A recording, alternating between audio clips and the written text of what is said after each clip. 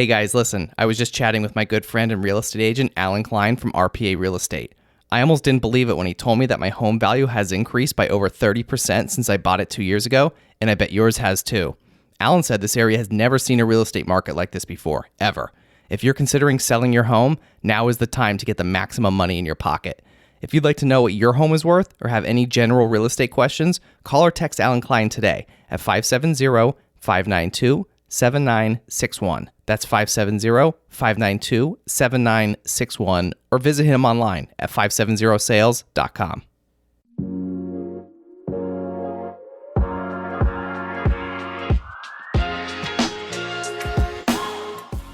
Hi, I'm Bill Corcoran Jr., and I'm your host for the On the Stacks podcast. Today, I'm chatting with Dr. Steve Brand, owner and dentist at Brand Dental. What's up, podcast? Episode 67 of the On the Stacks podcast in the Blue Door studio. Welcome to the podcast, Dr. Brand. Hey, Bill. Thanks so much for having me today. Yeah, man. Thanks for being here. I just love being around people that are so passionate about what they do, and I can just tell your passion for teeth. And word on the street is you're going to make me a grill. Oh, yeah, absolutely.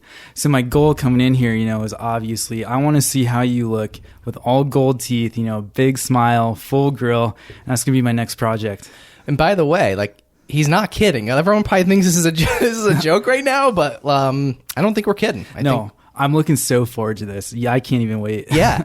I mean, you brought some molds today. We took some photos, and yeah, man, I'm looking forward to it. So let's talk a little bit about you first. I mean, how did you get interested in being a dentist? Where did it all start? Yeah, so I'm an NEPA native. I grew up in 40 Fort.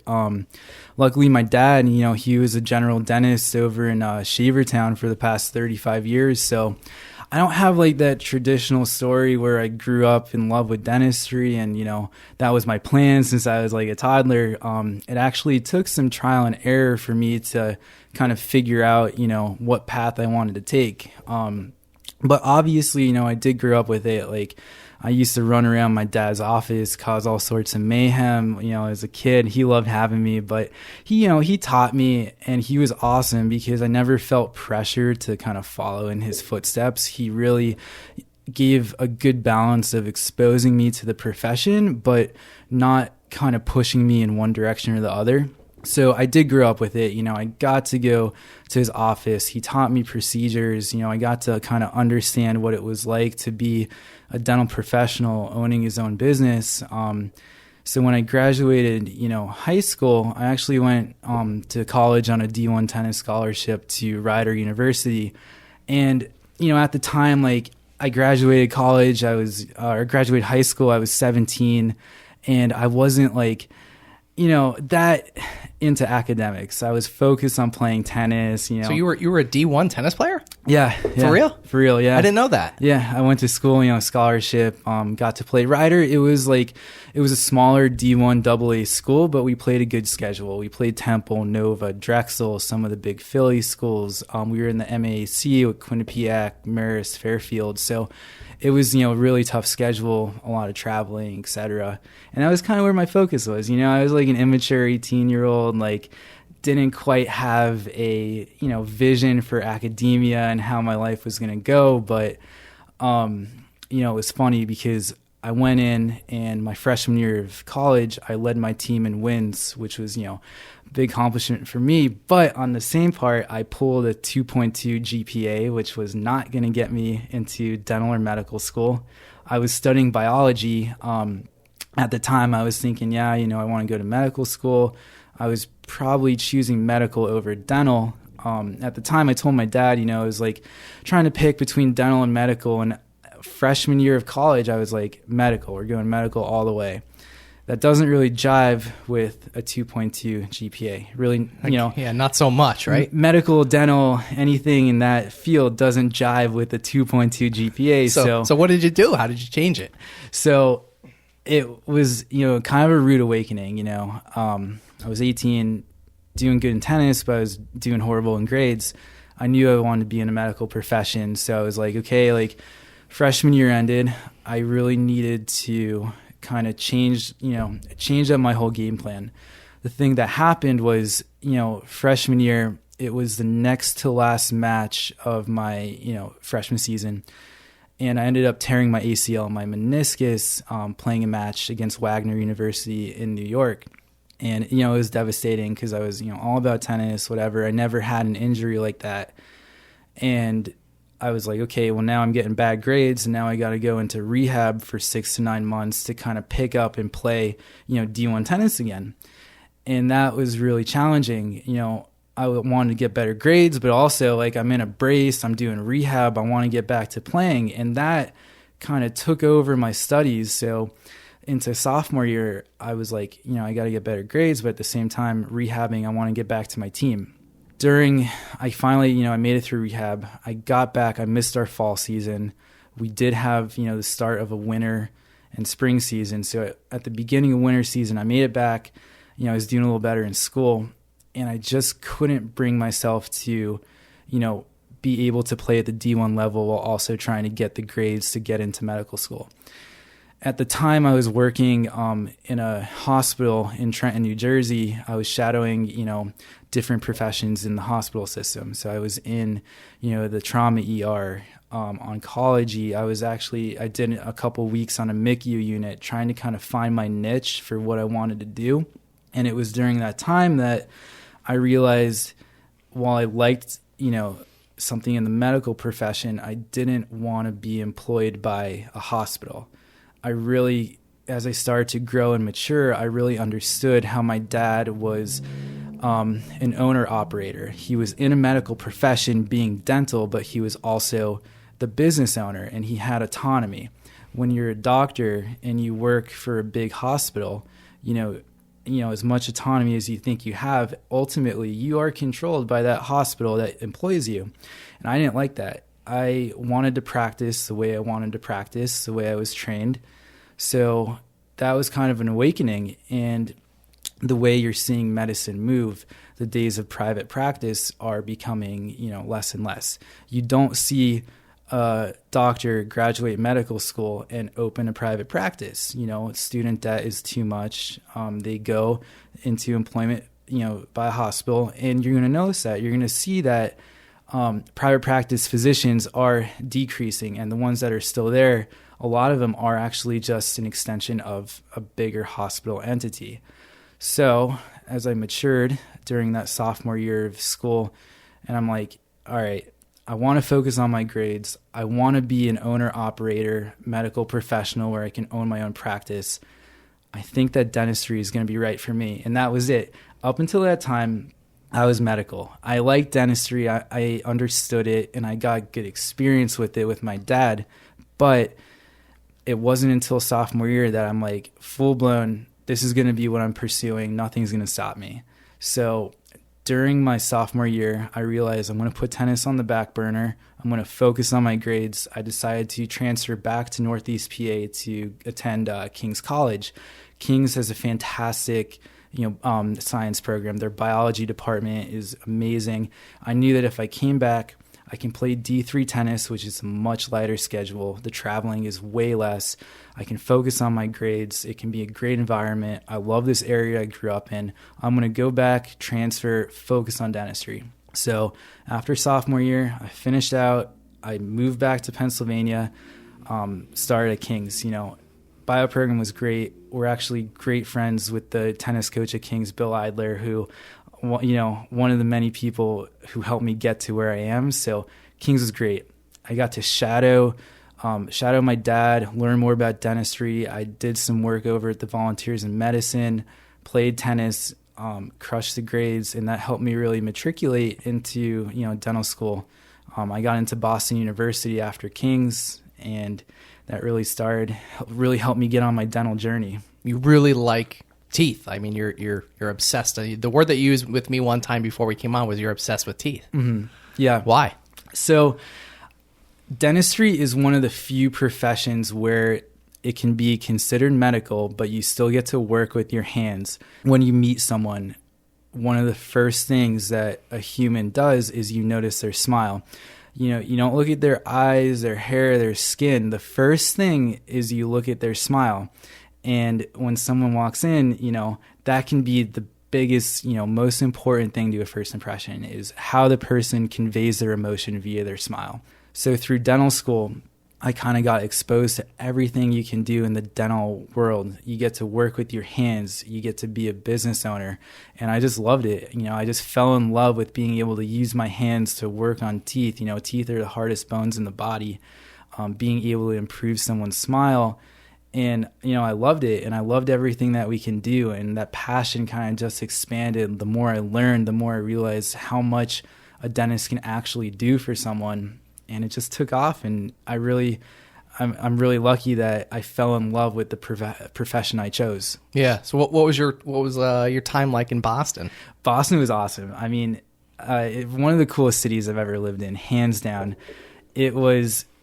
I went up for my interview during my senior year of college, and I fell in love with the city. I got in there, and it was all about, it was a vibe, The vibe of the city just felt right. It was very, it's smaller than New York and Philly, but it's very, clean and upscale. The people there are real. I love the accent. You always hear about the Boston accent. I love it. I love hearing the townie accent and go out to all the townie bars. And what really made it good was, the people I went to school with and our friends, my best friends from dental school, Alex and Sam, we all hung out. We all loved it. And I think it really made it. It was a group of people you were with, the awesome city. For anyone that was around Boston, who've never been there, definitely check it out. One of the coolest places on the planet by far. Yeah. Mm-hmm. So then what made you come back to Northeast PA? Yeah. So that was always something that was in the back of my head. It was where do I want to end up? During dental school, one of the first things you do is before you actually get to work on a patient, you do have 2 years of lecture. You're studying, and then you're working on models, you're working on mannequins. And one of the things they do is they actually send you on a 3-month externship to an area that you might want to work at. So in my case, I got lucky. You couldn't choose a family member for it, but there was a really good close friend of the family, Dr. Lauren Grossman, who's an awesome guy, awesome dentist. He took me in. He allowed me to extern at his office, taught me a ton. And really, him, my dad, and they got to, show me the benefits of this area. I grew up here. I loved it. And, they made, great living here. They're able to, serve the population. NEPA has, always a soft spot in my heart, and also be a business owner. And, through my experiences with Dr. Grossman, other professionals around here, that really guided me. And I did always have in, the back of my head, I would love to come back to NEPA and, serve the residents of the area. But after Boston, I did accept a residency position in Charleston, South Carolina. And that it was a little difficult because, I loved Boston, I loved NEPA, but I truly fell in love with the city of Charleston. When you graduate dental school, you can go right into practicing. You get your license and you can join a practice and immediately start. For me, while BU gave me a great education, I knew that I wanted to kind of further it and take things to a new level. The Medical University of South Carolina was offering a position in the Advanced Education and General Dentistry program. So I decided, what, I did want to come back at the time, but let's take some time. Let's keep it rolling. Let's take the position and move down to Charleston. And at this time, it was nice. I was actually awarded the spot of chief resident for the program. So I got incredible experience, Chief resident? Mm-hmm. What's that mean? So when we had, including myself, we had 5 residents total. The chief resident, is elected, and you kind of have more duties, than just being a typical resident. You're awarded really, difficult cases. You kind of have to manage things more. You just take on more responsibility. And luckily, I was able to serve as chief resident, gain more experience, and simultaneously fall in love with the area of Charleston. When I graduated dental school, and you'll find this with any new graduate, they come out, they think they know everything. You're roaring to go. You want to get out there. But when I went into residency, you actually learn how much you don't know. And I think this can be applied to a lot in life is you don't know how much you don't know. until you go out and you actually find it. And it was during residency that it really just took my, dental knowledge to a new level. We were doing massive cases, big oral reconstructions. We were doing 3D printing using computer-aided design, things that I didn't know were possible in the dental field. The Medical University of South Carolina really taught me so much. I'm like forever grateful that I went there. And it was honestly one of the best moves like my life going down there. Yeah. And speaking of finding love, didn't you find some other love down there too? Yep. Yeah. So this was funny too. I went down for residency and I didn't quite know, I would go down there. I was going to finish up residency and come home. It was going to be simple, learn as much as I can, come back. Well, it was interesting because during one of my rotations, what we do, the residents have to rotate through various community health clinics. The one was very cool. It was called Our Lady of Mercy. It was founded by a bunch of nuns. They decided our community is very underserved by dentists, and let's open a dental clinic, which was a great idea. So as chief resident, I would serve as attending for dental students, and also I was serving kind of as an attending for the hygiene students that were rotating through the clinic. One of the first few times I went there was this gorgeous girl, and she was working on a patient, and we got to talking, and she's like, yeah, I moved down here from Pennsylvania. And then instantly, as any NEPA resident knows, you love Pennsylvania. You always talk about it. And if you're ever somewhere out of the area and you find another Pennsylvania resident, you just click. So we clicked. She moved down there from Harrisburg to pursue dental hygiene. And I was like, instantly, I was like, this girl's awesome. She's great. So later that day, she calls me in to do her hygiene check and, check on the patient, make sure she cleaned them, got all the plaque and calculus out. She's calling me in to do her check. Meanwhile, I'm nervous. I'm like, oh shit. Like, I have to go tell her how she did. So I walk in there. It's like, you did great. I was like, so you want me to check you? It's like, I was going to tell her she did great regardless. I was way too nervous. Long story short, I got the closest prescription pad and I wrote down my number and I told her to call me. Sly. Yeah. And, one thing led to another. We started talking, and then eventually dating down in South Carolina. And I was like, she's amazing. We moved in together. And I was like, I want to be with this girl for the rest of my life. And also, like, she's a, dental hygienist. It kind of expanded into, well, maybe we should go in and, open up business together. Me and Kylie, we both moved down from Pennsylvania to South Carolina. Charleston is an insanely hard area to leave. We were living on the beach. We had a house. We would drop the crab trap in our backyard, come back from work, steam up crabs for dinner, have some beers on the dock, watch the sunset on the beach. How do you leave that? And it was really hard. But, there was a few different events that actually led us to coming back, which were very interesting. Yeah. The one, is interesting. I accepted a contract after my time as chief resident came up to serve as a associate dentist for a really nice dental practice down there. Me and Kylie at the time were discussing whether or not it was a good idea to open up shop back in Pennsylvania. Well, obviously, like, I mentioned my dad, he was never too pushy. He never told me what to do. He said, we were talking, he's like, it'd be a really good idea. We can go into business together for the start of your career. He's towards, the end of his career. I'm obviously starting out mine. What would you think about moving back to Pennsylvania? And, me and Kylie were talking. We're like, well, we escaped Pennsylvania once, and not many people, make it out. Like, maybe we should stay. So we explored it. We explored opening an office down there. But here's the thing. We had no family. We had some friends, but we didn't have our roots there. So to start out fresh, minimal friends, no family, opening a new business with our support being hundreds of miles away, for 2 new graduates, it wasn't feasible. We tried it, we ran the numbers, we met with different banks to do it, and we just couldn't do it. We were like, it's too much to start out. So our options were, we can work, separately as associates for different practices down there for a time. And then maybe one day we'd open our office.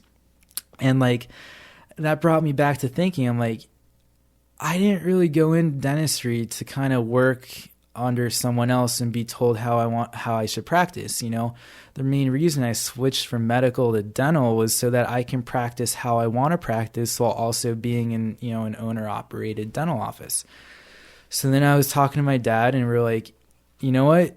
Maybe one day I'll make it back to South Carolina, but coming back, being able to go in with my dad in a practice in an area where he's got 35 years of a patient base of experience, not only can I work with him, but I can learn so much from him. And we decided, all right, that's it. We're going to move back, come back to Pennsylvania, open up shop with my dad. Now, his office that he was working in currently was awesome, but it was a little smaller. He's been there for a long time. It couldn't support another full-time dentist, another hygienist, and kind of all the plans that we had. So we decided we're going to go in, we're going to open, brand new office, new location, everything, and start from there. And we're like, okay, we can take it slow, we'll make our plans, whatever. In the meantime, I had a contract with a dental office in South Carolina, a great office. They somehow got word, and I'll make a warning, don't post on social media your plans that other people might not want to hear. They got word that I was planning to open a dental office back in Pennsylvania. Right now, these were just plans. They weren't fully set. We were negotiating a couple different leases, where to go.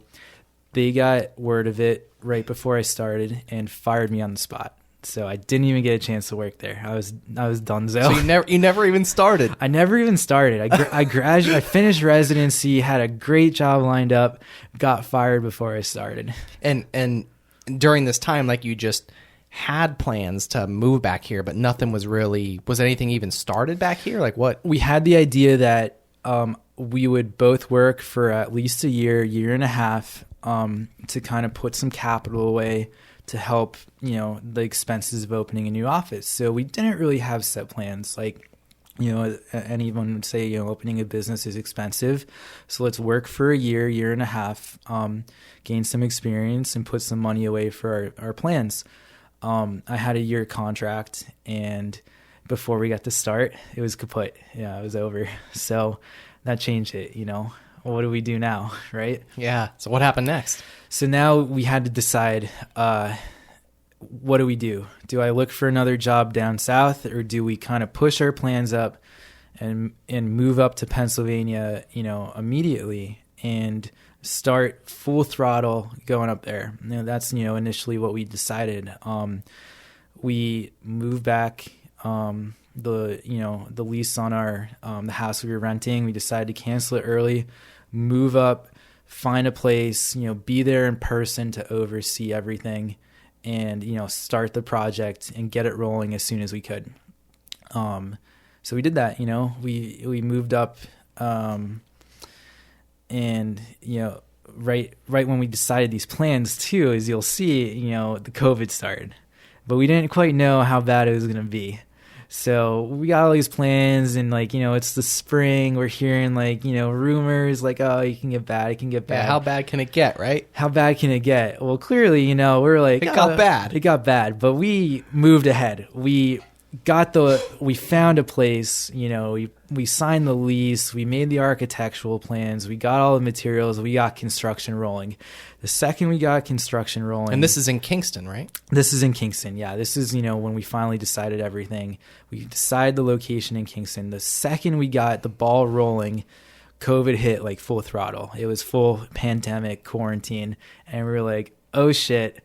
We just went full throttle into a business, and we don't know how bad it's going to get. Brand new construction. Yeah. Everything. Yeah, it was rough. So there was a lot of stress with it, minimal employees, wondering whether or not construction can occur, essential versus non-essential. What about the dentistry aspect? If we managed to get open, our plan after everything was moved up was to open January 1st of 2021. We didn't know if that would happen. With COVID, we're like, We hope that construction will be completed. We hope that dentistry will be essential. We hope that, everything. Dentistry was essential. They determined that very early on. As for the construction, though, that was very slow. There was a shortage of workers with COVID, all the regulations. And then as we continued, materials became, more and more scarce. So there was a whole thing. And then it turned out, we wanted to shoot for the first Monday of January. That was January 4th. January 3rd, we were in the office until about 3 a.m. unpacking. They were still painting and everything was going on, but we got it done. By 3 a.m., we finished everything, went to bed, and we were there for a 7 a.m. start. And was this January of 2021? Yep, that was just a little over 4 months ago. Yeah. So it all seems like a blur, honestly. Like, I don't know how everything actually came together and the stress getting there, but we opened for January 4th and we've been rolling since. So it's been a trip. Yeah. Wow. What a story. Yeah.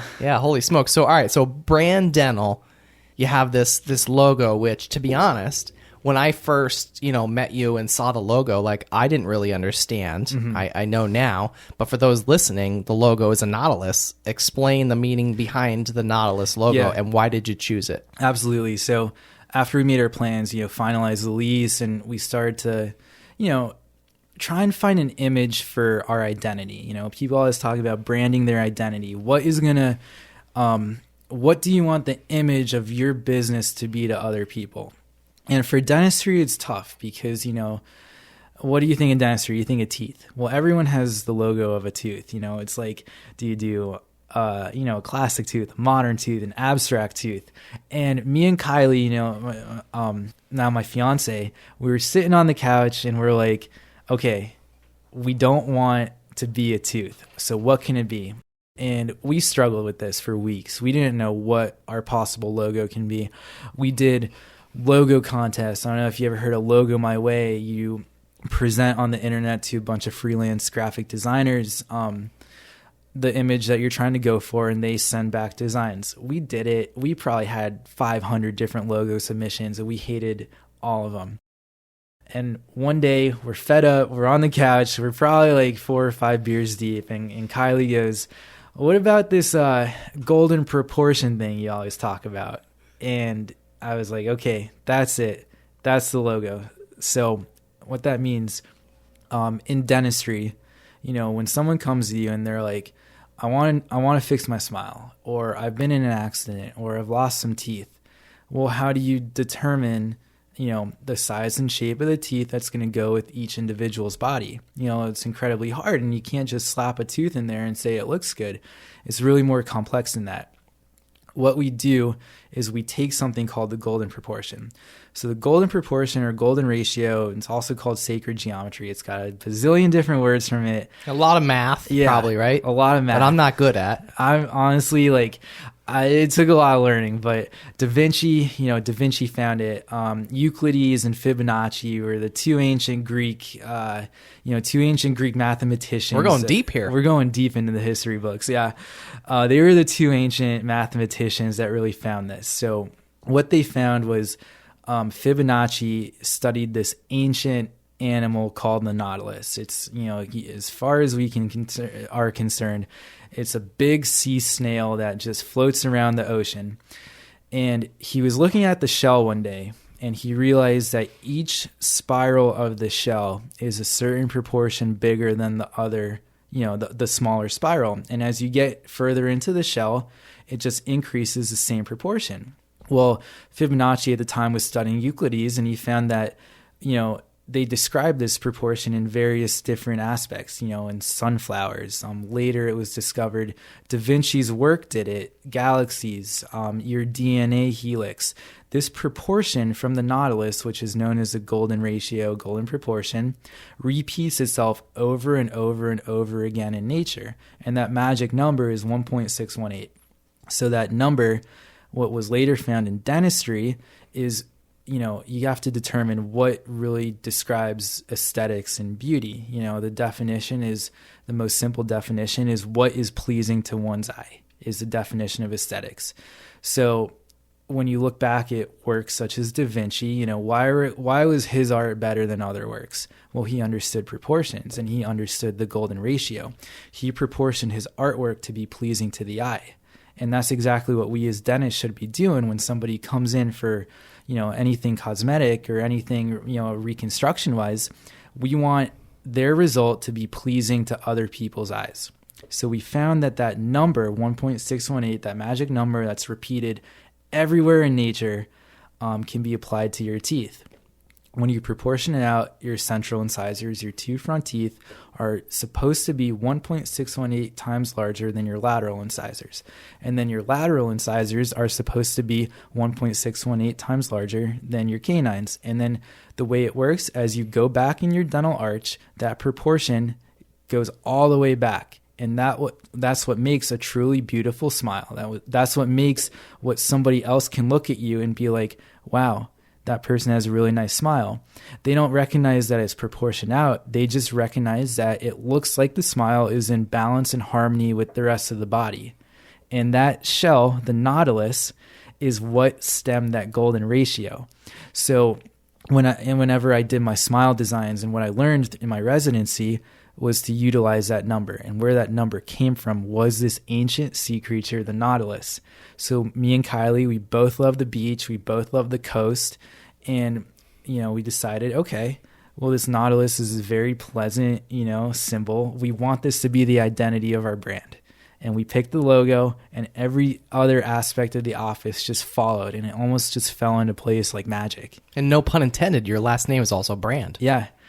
Branding, right? Yeah. Right. The definition of branding. Hashtag branding. Hashtag branding. Yeah. And you gifted me today 2 of these small, and when I say small, it's about maybe it fits in the palm of my hand for those that can't see it right now. You gifted me 2 of these Nautilus. Mm-hmm. Is that a plural? Not a lie? I don't know.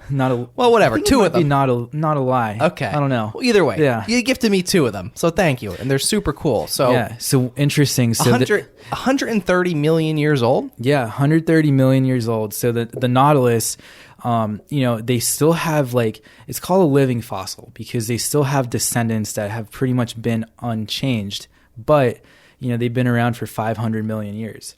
So the Nautilus, when it died, it, you know, fell to the bottom of the ocean floor. The different chambers are replaced by crystals and sediments, and they begin, you know, they give a great fossil. So it's interesting you say, so this is a fossil. Like, we are, by the way, for those listening, we are holding 130 million year old fossils right now.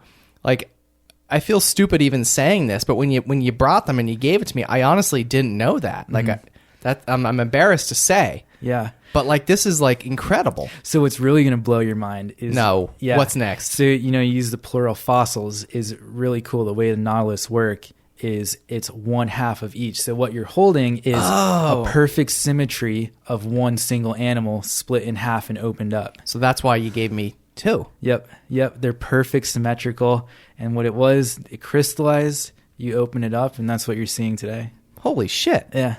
It's cool. It is super cool. The Nautilus is like the coolest creature ever. Definitely under-deserved. Like, Nautilus is great. And I don't know if I said this yet, but 130 million years old. Did I say that? All hail the Nautilus. Oh my God. So that's the story of the logo. And that's the story. And everything else just kind of fell in place. Wow. Yeah. Crazy.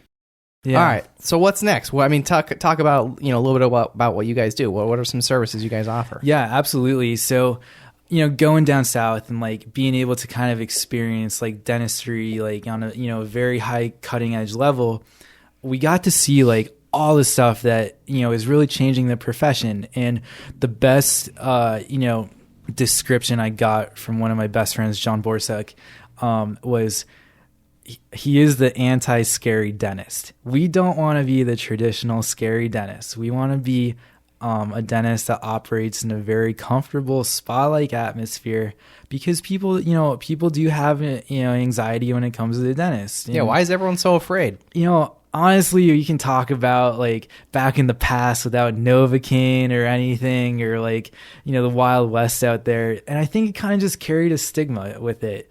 But we don't want to do that. We want to be very comfortable. So, like, living down south and learning everything, dentistry is really changing.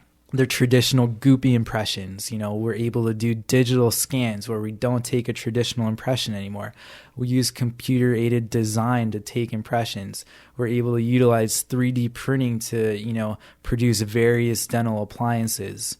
We use, ultra low dose radiation and cone beam CAT scans. So there's really so much that we're changing. And the materials too, like the aesthetics of the porcelain that we're using is just leaps and bounds better than it used to be. So dentistry is really cool in that there's so much going into it that's just changing and making dentistry just a better profession and trying to erase that stigma that it used to have. Wow. Yeah. And before you came in today, you had me stop by your office, and we did some photos and a little what you call a smile design. So explain that. What is that? Yeah. So one of the coolest things that, we've come up with is the traditional approach for the dentist. Okay, you come in, hey, I want a better smile. I want veneers. I want crowns, or maybe you're missing teeth and you just need some replacements. Well, you come in to, a scary office setting, and you get this guy that's looking down at you while you're leaned back in the chair, and he's like, trust me, I got this. Let's start drilling. We don't want to do that. We want the patient to be involved with their treatment. We want them to give us their trust because we value their trust. I don't want to do any sort of restorative or surgical procedures on a patient that I don't have their complete trust in, right? So how do you do that? How do you bridge the gap between sticking a drill in somebody's face and saying, I'm going to get you a great result? So how do you build the trust? You do it with brand new, real good technology, and it's called smile design. So what we do and what our goal is we want to take photos of a patient, 3D images. We want to overlay everything together, and I want to be with the patient designing their after images of how they're going to look before we even start treatment. I want them by my side going through everything, and I'm going to be like, before we get started, this is what we're going to do, and this is how you're expected to look when we get done with the procedure. Do you like this? Do you want to change this? What do you want to do? And by working with the patient and showing them what they're going to look like after we get done, what we're doing is we're building their trust in us. And we're allowing them to be involved in their treatment and showing that I'm not just going to take a drill and, I would give you a great result, but this is going to be the patient involved, and it's going to have amazing results. So what we did when you came in, I took some photos and I plugged you into the software. And what I got you right now, you can see this with all the lines and everything. What we're doing is we're mapping your proportions. We're figuring out, based on the size of your shape of your head, your symmetry, asymmetry, everything. How symmetrical am I? Bill, you're probably the most symmetrical person I've ever met. Nuh-uh, you're lying. Your interpupillary line is perfect. For real? Yeah. Straight down, through your nose, through your midline. You're symmetrical. For real? Yeah. You pretty much are the golden ratio. For real? Yeah. I'm perfect. You're perfect. I sound like an asshole right now. You really are very symmetrical, though. I'm not lying. Okay. Yeah. All right. That's kind of cool, I guess. Yeah. I'm the Nautilus. You are the Nautilus. I am the Nautilus. Yeah. So, it's really cool. And what we do, we'll proportion it out, everything, map it. And what we would take you through, through the smile design, we would give you the result. We'd map everything out according to that golden ratio, to that proportion from the Nautilus. It would give you, the most amazing result. And that's what we want. Wow. That is really cool. Yeah. I don't know if I asked you yet, but do you like teeth? I love teeth. Yeah. I kind of like it. It kind of makes me tick. Yeah. I think I see that. Yeah. So what else? You brought this, what Darren, my photographer, what Darren called a toothbrush. Little did we know it's a $60,000 looking toothbrush. It's not a toothbrush. And I'll let you say what it is in a minute, but I carried this $60,000 piece of equipment in the door today. Thank God I didn't drop it. But, I had full trust in you. Well, thank you. So, thank you. Yeah. So right here, this is what we got. It's called the Emerald S. It's a Planmeca CAD CAM scanner. So what that is computer-aided design. So what we do, instead of taking the traditional goopy impression where the dentist is over you and you say, okay, open wide, and this is just going to take a few minutes, and you gag and everything. And it's awkward and it sucks and you hate it and you're scared. I had my hygienist taking a traditional impression on me the other day, and I was like, no wonder why people don't like this. This is weird, right? It was awkward. Yeah, super awkward. Super awkward. So what this does is it's very skinny. It goes in, and it forms a 3-dimensional image of your teeth. And from that image, you can either send it to a lab, print out your models, anything you want, crowns, dentures, or you can plug it into a 3D printer and you can print it out. I can take this and I can scan your on the stack sign right now, and it would give me a 3-dimensional rendering of that on the computer. We could plug it into a 3D printer. And we can print it? We can print it. Let's go. Let's go. By the way, Steve brought a 3D printer with us today, so I think we're going to do it. Not right now, but after the podcast. Absolutely. Yeah. Yeah. And by the way, so this device, I forget the name already. It basically is not much bigger than it's like an electric toothbrush looking. Yeah. Pretty much like handheld electric toothbrush size. Yeah. So it's not very invasive. No, and it's super quick and comfortable and produces almost more accurate results than taking a traditional, alginate impression. Crazy. The technology. I know. And it's come so far. It's wild. Yeah. So what else? I mean, you guys, I've been in your office. It's I'll say ultra modern. How did you kind of get the plans for that? Like, where did that all come into play? Yeah, honestly, it all stemmed from the Nautilus and, that golden ratio, conversation that me and Kylie were having. And like I was saying before, I can go on a rant about the Nautilus and say how that number repeats itself in nature because, that's... I need to hear this rest of this rant. I can go on a rant on this real quick. So okay, do it. So why do you think this number is repeated in the Nautilus, your DNA, sunflowers, Da Vinci's artwork, the spiral shape of galaxies? My face. Your face. Well, as one of them. Yeah. So why do you think, how is this number repeated so much in the universe? Is that a rhetorical question? Honestly, I'm just hoping you had the answer because I don't. I don't. I don't either. Yeah, neither do I. So yeah, but it's really interesting, and we were talking about this earlier, and it begs the question of what if mathematics is the universal language, and that's how we communicate with everything in nature. What created this number to repeat so much over and over again in the universe? Why is galaxies that were way older than when we discovered the Nautilus showing this same number over and over again? Do you know the answer to that? No. We need to find the person that knows the answer to that. We do. Yeah. And it really it's so cool because everything fell in place from picking the logo. So the Nautilus being a sea creature, it was very easy with me and Kylie's love of the coast to say, maybe let's try and make our theme, modern coastal. So when you talk about patients and their anxiety, the dentist, well, you can go into, there's a ton of studies on this, and colors directly affect a patient's mood. Reds, oranges, yellows causing anxiety, blues, white, grays causing tranquility. So the Nautilus being a sea creature, we're like, all right, let's go modern coastal. Let's base our office. We'll make it ultra modern, and we'll do, a color base of different blues and greens and whites and grays. And after that, everything just kind of fell together. The artwork, the positioning of everything. And it was really cool. Yeah. I'm obsessed with this Nautilus. I'm holding this thing. I know. We're about to get tattoos in a Nautilus and the golden ratio on us after. I think we should. Yeah, I think we should. Yeah. Yeah. Definitely. Yeah.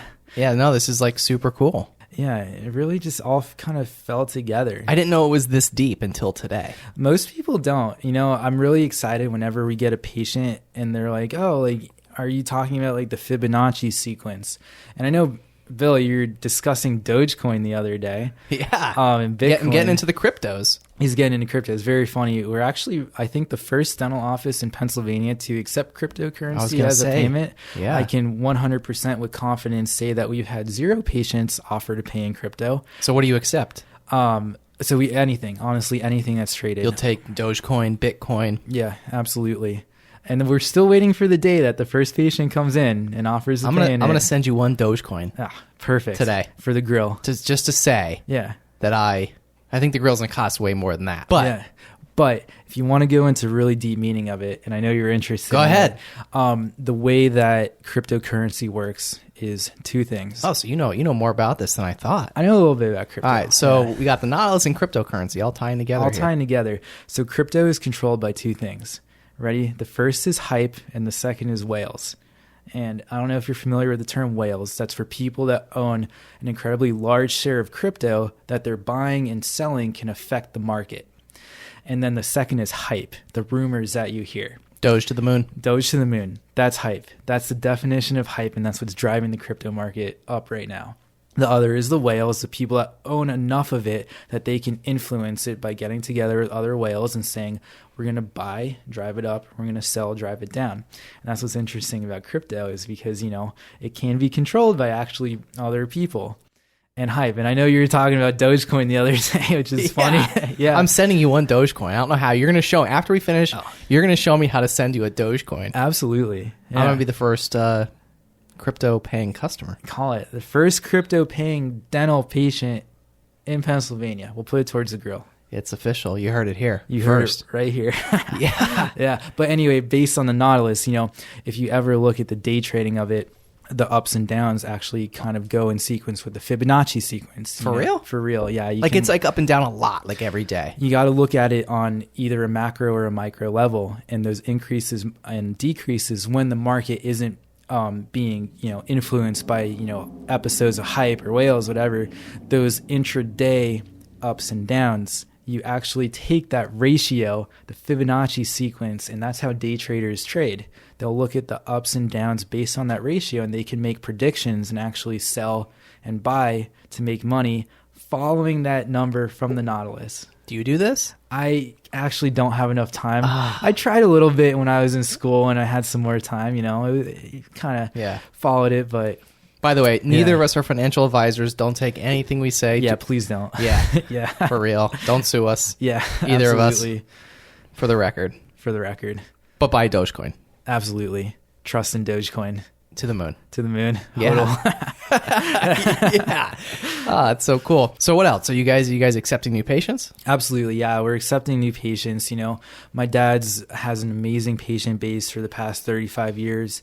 Myself, I'm still building my clientele. We're accepting new patients, all ages, newborns, geriatrics. I've done a good bit of special needs patients. So yeah, we're accepting everybody. How can our listeners connect with you guys online? Yeah, the best way, follow us on Instagram, at Brand Dental. What my goal was in social media was to try and just kind of make what we do kind of available to the public, because like I said before, you're really surprised by how much you can accomplish in dentistry and just how much technology can make dentistry actually seem really cool.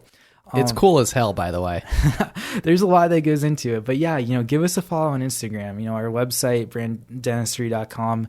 You can always connect with us and request a new patient appointment, but we really like, the Facebook and Instagram. What about TikTok? Aren't you guys on TikTok? Me and Kylie, my fiance, we experimented with TikTok a bit.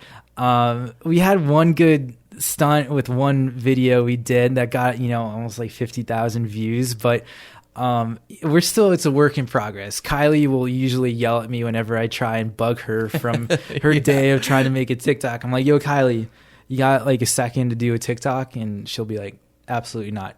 Go back. Go do your notes and whatever. Shout out to Kylie too. But one thing I want to say is with my dad and Kylie, this would not have been possible. Everything is kind of fallen into place. For anybody listening, Kylie is an incredible hygienist, incredible office manager. Her experience running a dental office before hygiene school made her just absolutely invaluable to have as an asset. My dad's experience, everything. And there's a lot of people that question how is it working with your fiance? How is it working with your dad? And we just have the best relationship. We stress together and we, fight together, but then we all just are committed to one goal. And when you have multiple people in a business as invested as you are trying to make it successful, you just can't lose. It's great. I love it. Sounds like you do. Yeah. Yeah. So it's fantastic. Yeah, that's super cool. This was a lot of fun, man. I not that I wasn't impressed before you came, but I'm even more impressed. Oh, thanks, Bill. Yeah. Awesome. Yeah, no, this is super cool, and I'm ready for my grill. Oh, dude. Yeah, we'll get it ready for you. Yeah, so I think I can't wait. I think by the time that this episode comes out, my grill will probably be ready. Yes. So I'll be ready to show that thing off. I can't wait to see it. Yeah, and we're not kidding. People listening right now probably think we're joking, Absolutely not. but we're not. This guy's getting a grill. I am getting a grill. That's it. All right. What else? Is there anything else I didn't ask you that I No. should have asked you? Honestly, like, we're 4 months open right now. It's been a crazy journey. We're learning and growing every day. I'm fresh out of residency. Kylie's fresh out of hygiene school. We're paired with my dad's experience. But for any new business owners, it's a lot of work. We're learning trial and error, what works, what doesn't work every day. And there's no recipe for it besides you go in there, you give your best shot, you see what works, you see what doesn't work, and you grow from it and learn from it. But there's me, Kylie, my dad, we're so invested that we want to see what doesn't work. We want to see what works so that we can know, we want to make the mistakes so that we don't make them later. Yeah. And any new business is going to go through it, but it's been fun. That's super cool cool journey. Yeah. Well, I wish you the best of luck, and I know you'll do well. I have no doubt there. Thanks again for you brought some beer too, but thanks for the Nautilus. Oh, and, yeah. Thanks again for coming in, Brand Dental, Dr. Steve Brand on the Stacks podcast in the Blue Door Studio. Thanks for joining me. Thanks, Bill. You're the man. If you'd like to learn more about the On the Stacks podcast, be sure to search the hashtag On the Stacks on Instagram, Facebook, and LinkedIn. If you enjoyed this podcast, please subscribe and leave a review. We'll catch you next time on the Stacks.